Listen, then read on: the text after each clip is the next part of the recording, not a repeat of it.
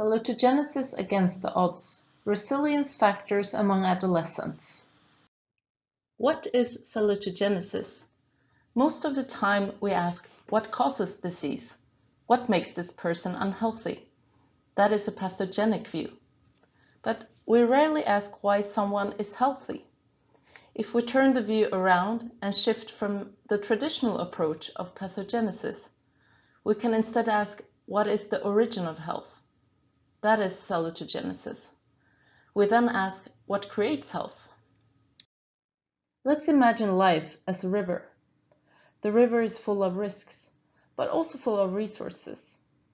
Some are born in the upper part of the river, where it's easy to float and there are many resources available. Others are born close to the waterfall, where there's more struggle in life. However, what's important is our ability to identify and use resources. If we can use those resources, we can swim, even in the stream. Of course, we can save people from drowning by putting fillings, or put protective nets and provide life jackets by prevention such as fluoride varnish. But in the end, we have to teach people how to swim. A central concept in salutogenesis is sense of coherence, which is based on three components. Can we understand challenges in life? Do we have motivation to meet them? And do we believe that we have resources that can help us? Basically, it says how well we can manage challenges in life. Why is a salutogenic perspective important?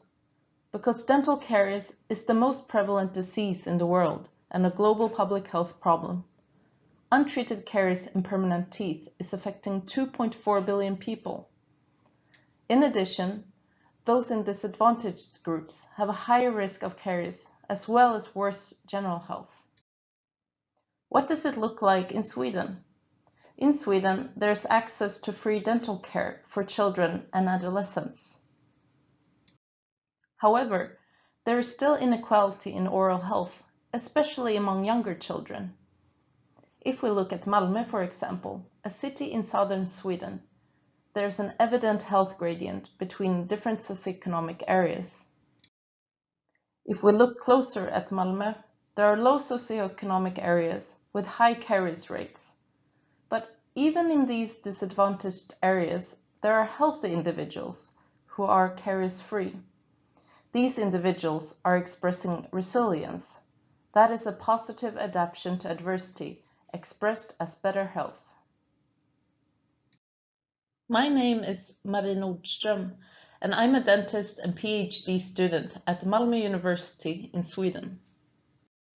In my research, I aim to study health-sustaining factors, with special consideration to oral health, and the underlying resilience factors. To explore salutogenic factors, I have planned 4 studies with different study methods, all aiming to find health-promoting factors among disadvantaged populations. The first study is a systematic review aiming to find common protective factors against chronic diseases. What is a common risk approach? In a common risk approach, one risk factor, a high sugar intake for example, is common for several chronic diseases. Therefore, we should have a holistic approach instead of working to prevent one disease at a time.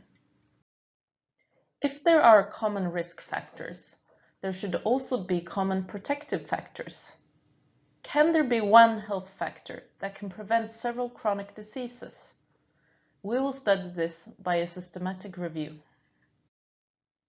For the second study, we will interview healthy, caries-free adolescents who live in a disadvantaged area in Skåne. This in collaboration with Folktandvården, the public dental care. By interviews, we hope to find individual health factors. Earlier studies show that health factors can vary during the life course and originate, for example, from the individual, family, and community. What can help us to make healthy choices? One study among adolescents in Sweden has investigated this and found several important factors. One was motivation and influences from parents, having social support and structure. Also, when entering adult life, taking responsibility and having routines. Having awareness and knowledge of health. And finally, availability of good facilities and influences from school and media was also important. And what about our food habits? An interview study showed that factors promoting healthy dietary habits differed during their life course. In childhood, it was important to get used to non-processed food and have positive interactions with the parents. However, in adulthood, it became important to gain a more stable life situation after stressful life events and to have positive food experiences. The third study will combine the use of questionnaires and quality registers. We will look in a larger population of low socioeconomic status and compare healthy and unhealthy individuals. What is the difference between these two groups? We are interested to find the resilience factors that maintain health among some individuals despite being in a low socioeconomic position. Finally, the fourth study will be conducted in another country. The question is, would the health factors in another country be the same as in Sweden? I have spent time working as a volunteer in other countries and became curious to find out what makes individuals maintain health in countries such as Cambodia, India, or Nepal. As the individual resilience factors depend on social and cultural support, it can probably be different health factors in these countries. What is interesting is also that many countries are under rapid transition. Lifestyle is changing with urbanization, and the food we eat is changing from traditional food to processed food with a higher content of sugar. In many low-income countries, it appears that caries levels are increasing due to economic development and higher consumption of sugar. We have a collaboration with a group of researchers from South Africa. South Africa is an interesting country for our project because it has the largest economic inequality in the world. This means that there's a large gap between rich and poor. We hope to be able to conduct a pilot study next year that we can develop into a larger study later on. If we can find out what keeps some individuals healthy despite difficult circumstances in life, we can use that in health promotion.